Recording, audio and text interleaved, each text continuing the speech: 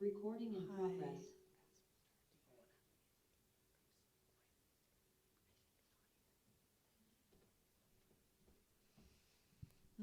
Thank you all for being here and for inviting me.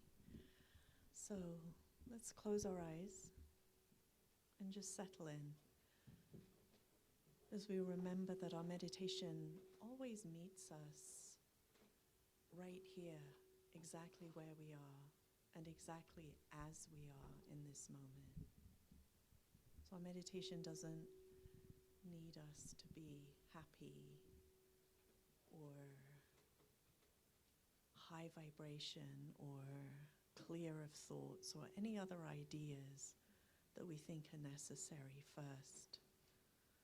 It just meets us right where we are, and all of those things that think we need to get rid of or get away from are possible to use as our doorway, our portal to presence, the conscious experience of presence. Presence is always here. So just acknowledging any swirling thoughts right now, acknowledging any emotions passing through. And just for now, let it be okay that they're here. As you begin to notice what else is here, feeling the weight of your body on what you're sitting on, the weight of your feet on the floor,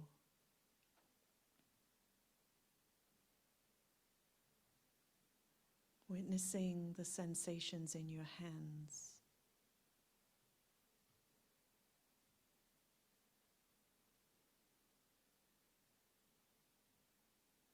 witnessing the sensations in your shoulders and your upper back.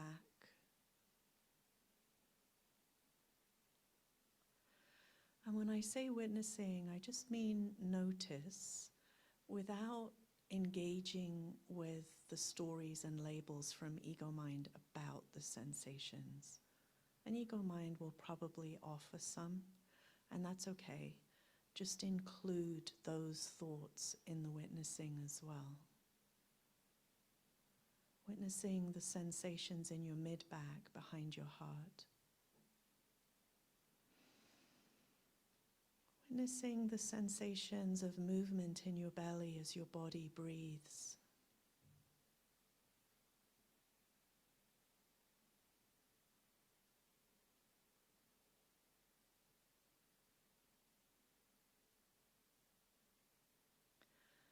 Witnessing the sensations in your lower back.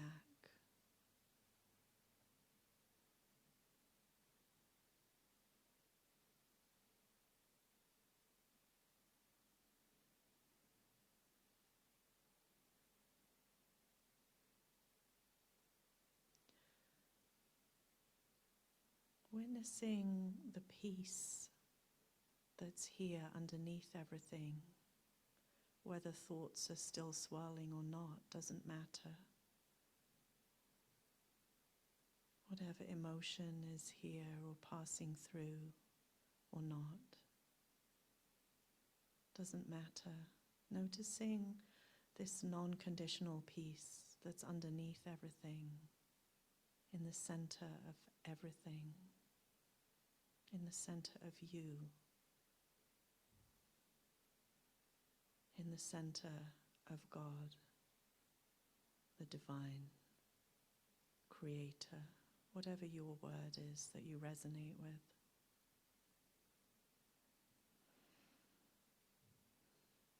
Witnessing the sensations of this breath.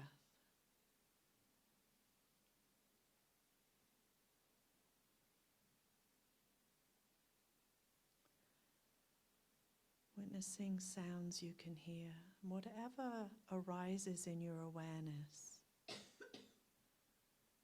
Just include it in the witnessing. And notice, as soon as you include it, it becomes part of what helps you rest as presence.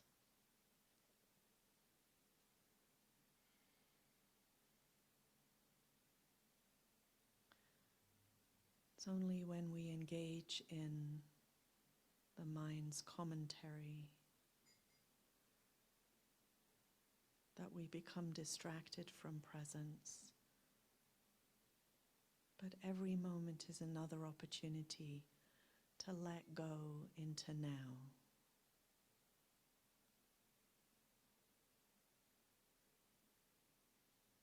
And to just witness what is in this moment.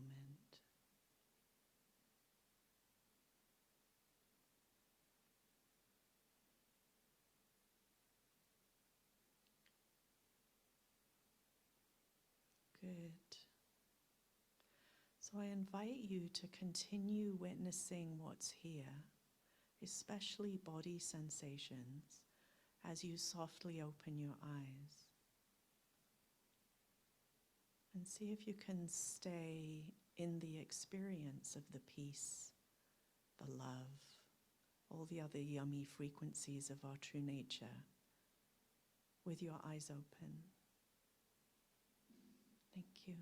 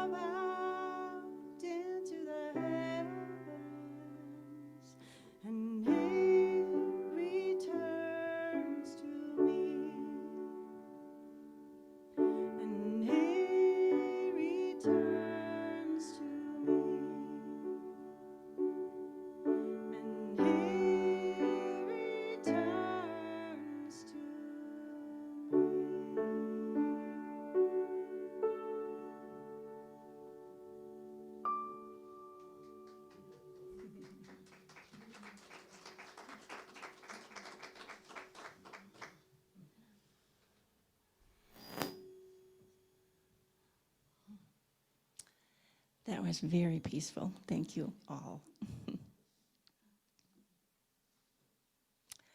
I would now like to introduce our guest speaker today, Amrito Cross. This is not the first time she's been with us, and hopefully not the last. Amrito is a certified master spirit coach, yoga and meditation teacher. She brings clarity and love to help people access their truth in an uplifting and safe environment. She's a co-director with her husband of the Center for Spiritual Development, facilitating people in embracing the wholeness of their divinity and humanity, and learning how to live from presence in the world. With compassion and humor, she has been serving others in one-on-one coaching for more than 15 years, with clients ranging from young adults to octogenarians, and has been teaching yoga and meditation for more than 2 decades. So I would like to invite Amrito back up onto the platform. And please push the record button, if you will. Thank you. Thank you, Carol. And I know I said last time that bio is way too long, and I promised to do something about it, and I forgot until last night. So, and you did very well with that octogenarians word. Oh, thank you, Annie. That's very kind, but we'll see.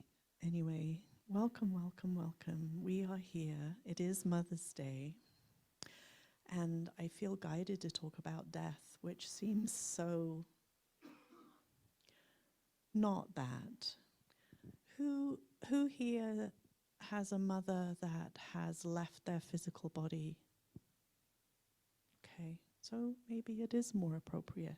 Okay, so for those of you who are blessed to have your mother still in the physical form that she gave birth to you in, as I do. My mom is 91 and amazing, and I feel so thankful. This is also relevant for you because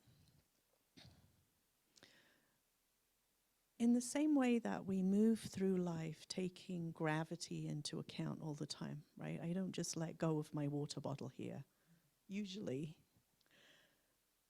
And I don't get concerned that it might float off, right? But I'm not consciously thinking about gravity. So in Western cultures especially, we tend to avoid the topic of death, but it's running in the background all the time, and it's affecting a lot of our choices, our decisions, how we feel about people. And it limits us in life. So I'd like to talk about it a bit, and maybe we can change our relationship with it. So one of the things we could start with is, as far as I know, we are all going to leave this physical form, right? So it's inevitable. So this avoiding and being frightened of it seems like a waste of energy and time. And it impacts our relationships a lot too.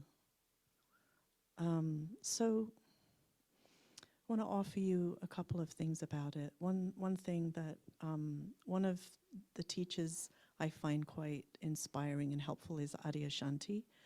And let me just back up. The reason I want to talk about death is to improve our relationships with everyone, but including our mothers, regardless of whether they still have a physical body in this lifetime or not. So does that sound like something you'd like? Okay, all right. So not being at peace with death gets in the way of life, of living, of joy, of our capacity to be present. Because if we're trying to avoid something that's always present in the world, it limits, it's like, oh, I can't look there, oh, I can't, it's a little nuts that we do that, but that's what we're trained in, and we're trained to believe that somehow death is wrong and bad. So back to Adyashanti, he's this wonderful teacher whose work I find inspiring and uplifting. And one of his talks, he said something that was very interesting. He said, you know, you don't have to think about it for very long to realize that without death, life on this planet would become impossible very quickly, right? Without death, nothing dies. Nothing dies. It would be chaotic disaster, more than we think it might be already in the world. So we need death. So death is part of the cycle of life, right? And it's a necessary part. And I'm gonna offer you some toilet humor. Do you stand over your toilet before you flush and mourn and grieve? Whatever is coming out was once something living, right? Whether you're a vegan or a carnivore or somewhere in between, at some point it was living. But I don't know anyone who mourns before they flush the toilet. So again, it's part of that cycle of life. So that's all intellectual, and it can help, but let's make it more experiential. So let's come back to ourselves. So in our meditation, as we're letting go into presence, who was able to tap in and feel that peace that's just here? Okay, good. So perhaps you notice that the same place peace is, love is, clarity is, joy is. Now, it's here all the time, and maybe you can sense that even when you're not meditating, that this is actually just the truth of what we are, and the truth of what the divine is this deep abiding peace, this consciousness, spirit, love.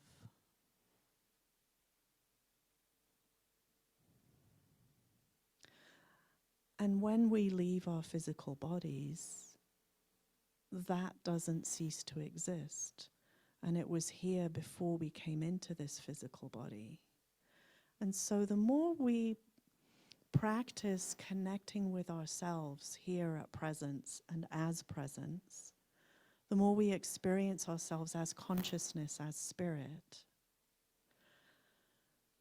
not separate from our bodies, not trying to get away from our bodies, not thinking our bodies are less, embodying the spirit, the consciousness, but not identifying as only the body, which at some point, as far as I know, is going to die, and it's a good thing. But the more we practice that, the more we connect with ourselves as spirit, as consciousness, the more easily we can connect with the consciousness, the divinity in others, regardless of how they're being, especially as we notice and we really feel and have a deep knowing with a capital K, that this consciousness that we are, this peace, this love that's underneath, that's in the center, that's filling everything, that is vast. It is here even if I'm crabby, even if I'm stressed out of my mind with distraction. If I can, in this experience of presence, just sense that I don't actually have the power to make it go away. I don't have the power to change what I am.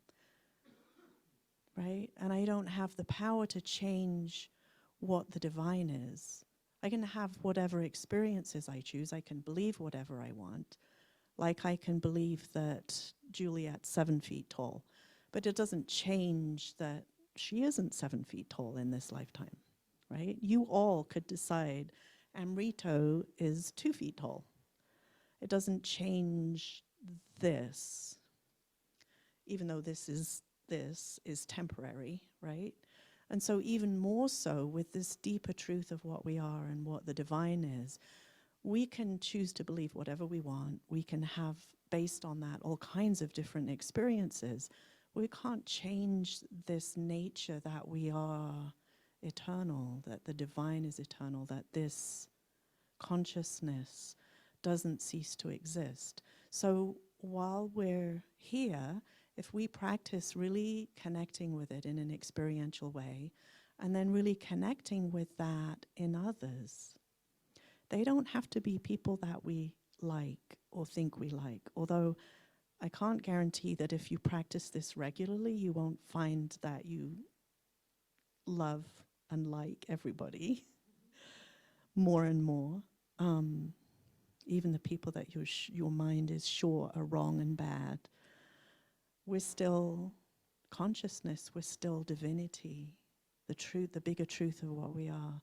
So the more we connect with that in everyone, the more we can have meaningful connections with people while they have a physical body, and the more we recognize that when they leave their physical body, their consciousness is still here, spirit is still here, and we can have a conscious experience of connecting with them, just as we can consciously connect with someone's spirit while they still have a body, whether they are in meditation or not, whether they believe anything I'm saying or not.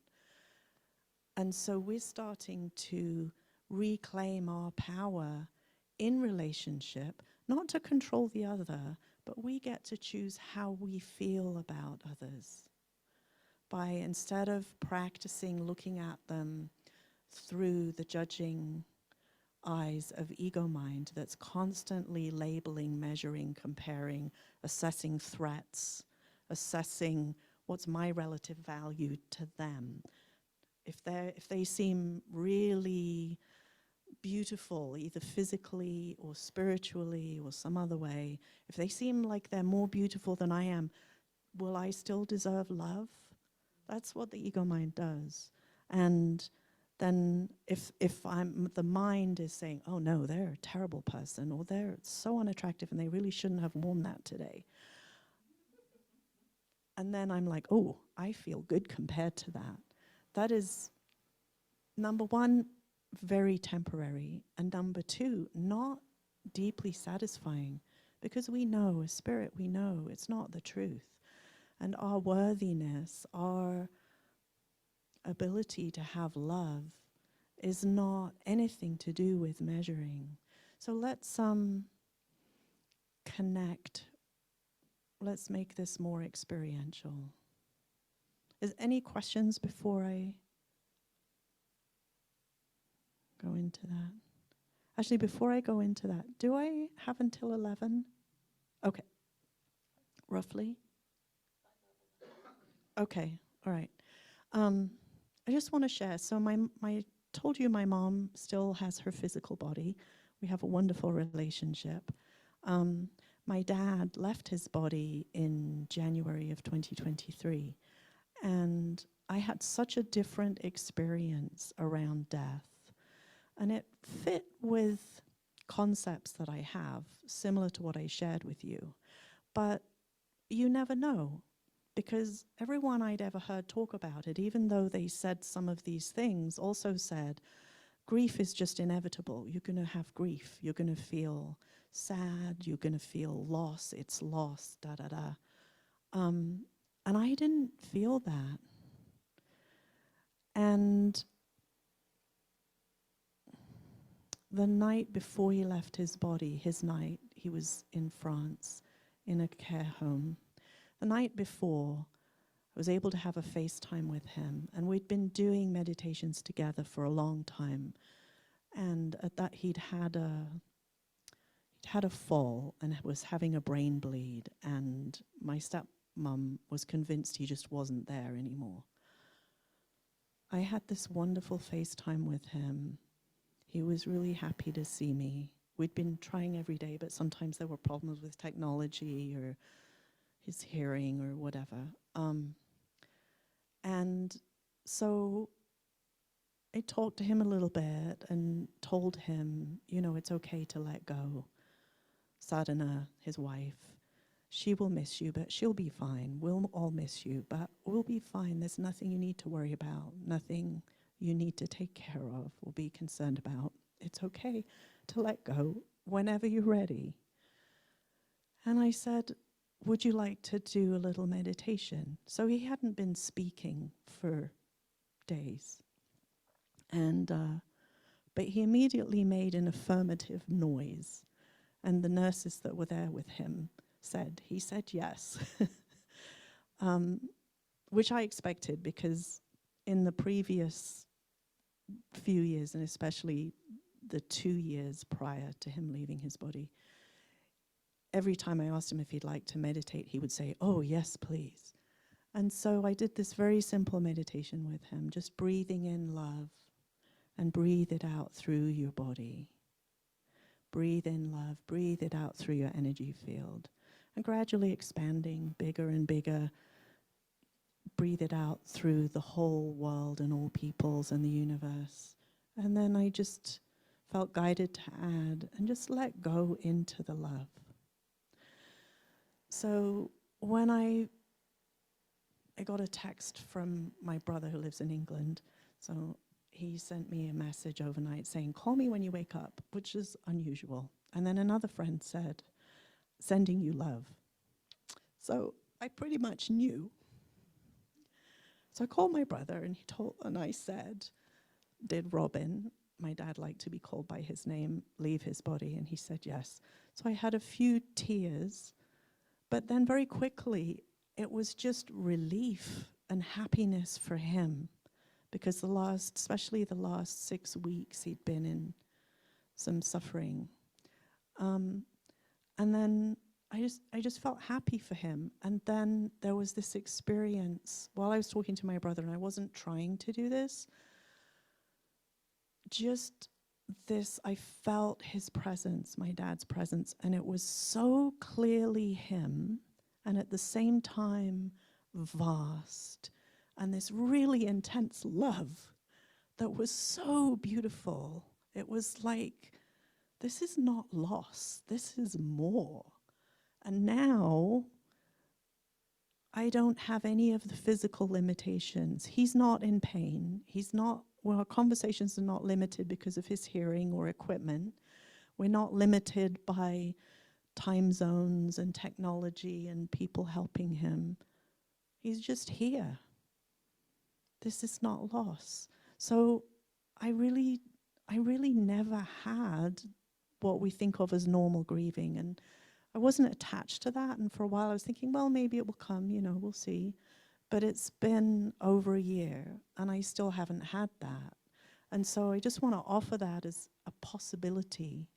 Now, when my dog leaves his body, I don't know, I may be a complete mess for months. We'll see. So I'm not saying that that's the experience you should have. Whatever experience you have is the right experience for you. And the most important thing is whatever emotions you're feeling is to just acknowledge and meet them, and just witness body sensation so you can be at peace with what is. But I feel that a big part of why I had that the experience, a completely different experience of what we call death, and having had what I just described, leaving his body just felt like the most accurate phrase that we have in our language, at least that I know of that's all that happened. He left his body. And he is here. That part of what made that possible was the practice of connecting with spirit, as well as the practice that I'd had, because he was 93 at the time. I had plenty of time to have this awareness of his mortality. So for years I'd had this awareness at the end of every FaceTime, or every time if we were together in the physical, every time we parted, this awareness, it could be the last time I see him in the physical. So I always made sure to tell him, I love you, and to express kindness, to be affectionate, to have real conversations, and yet be completely at peace with if he wanted to tell me about the neighbor's cat or something that happened to someone else I've never met. Because in doing that, what did he really want? Just connection, to be heard. And it's like, I am totally here for that. Even if it's a story you've told me 3 times, even if that was in this same conversation. It doesn't matter because I'm here, I'm connecting with you as spirit. So let's play with connecting with spirit ourselves right now. So close your eyes.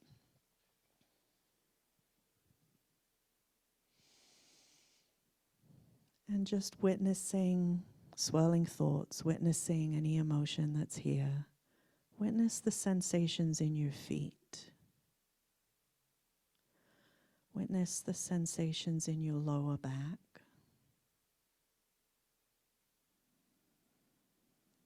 Witness the sensations in your belly as your body breathes. Bringing awareness to the space behind your physical body. And in this turning inward to now,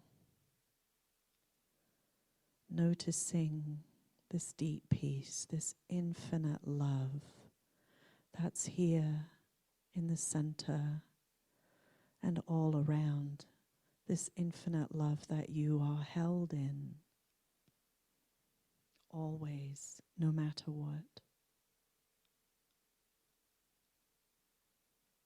And that you are, this is the truth of you.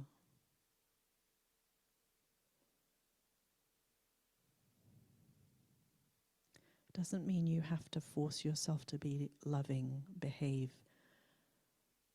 with love when you're feeling rage. It just means this love is here anyway. So as you connect with yourself as consciousness, as divinity, as infinite love,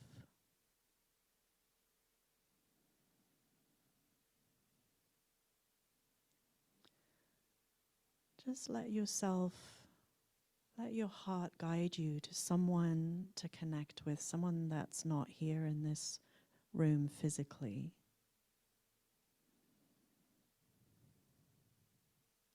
And it doesn't matter whether they have a physical body at this time or not.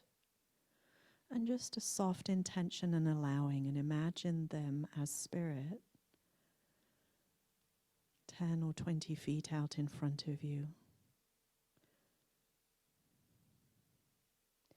And just seeing them as spirit, connecting with what is the same in all of us, this divinity, this consciousness.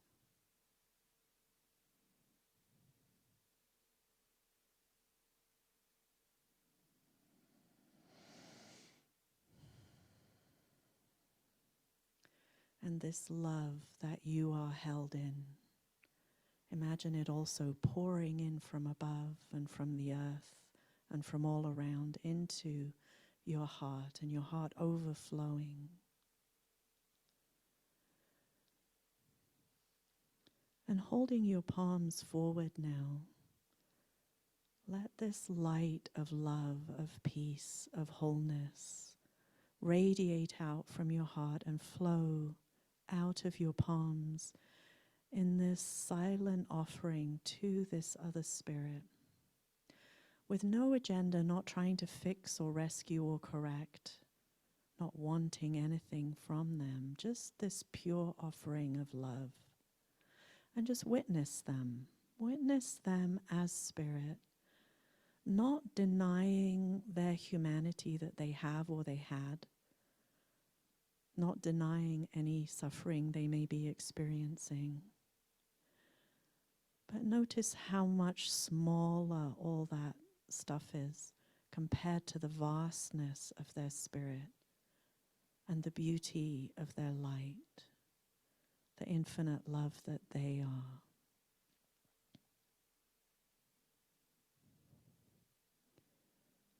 Notice what's happening within you and within your heart as you witness them in this way.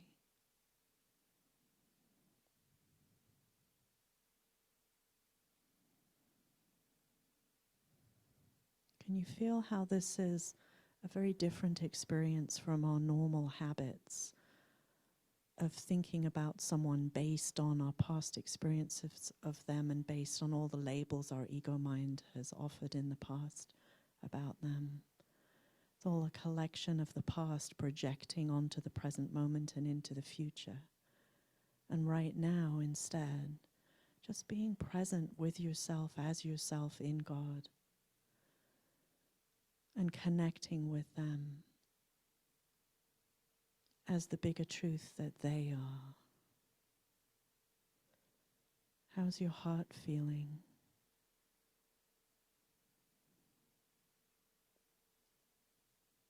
Good.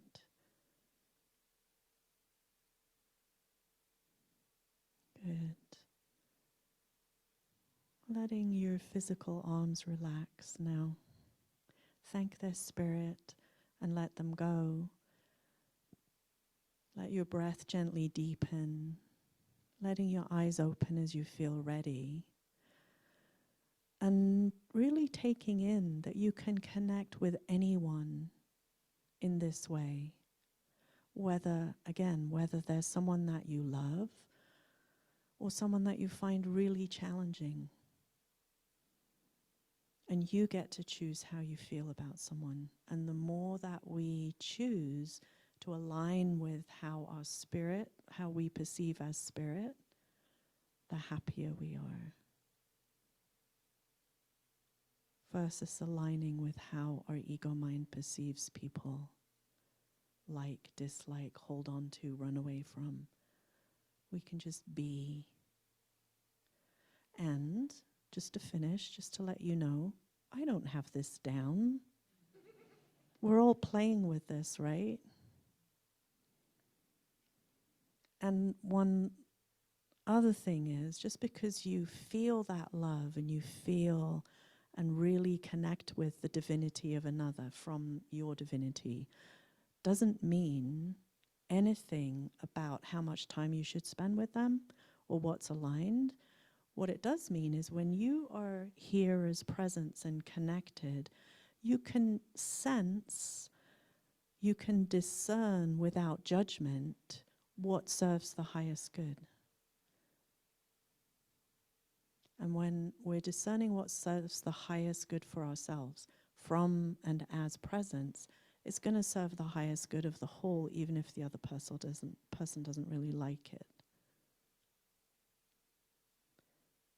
Yeah. And that frees us to be love and to have clear boundaries without needing to make others wrong or bad in order to justify our boundaries. It's just, no, that's not going to work for me today. I'm going to do this. And we don't have to say this, but because it serves love, it's more loving and kind to me, and therefore, ultimately, it's more loving and kind to you. Now, be aware, ego mind can take that over really easily. Yeah, the most loving and kind thing I can do is kick you in the shins right now. That's ego mind talking. Anytime it's judging, making someone else wrong and bad, that's not spirit, presence, and consciousness. And it's okay if the thoughts come. You just don't need to act on them. Good. So, yeah. I hope that that gives you different possibilities for not just your relationship with your mother, but with everyone, with all of us, and with yourself. Thank you so much.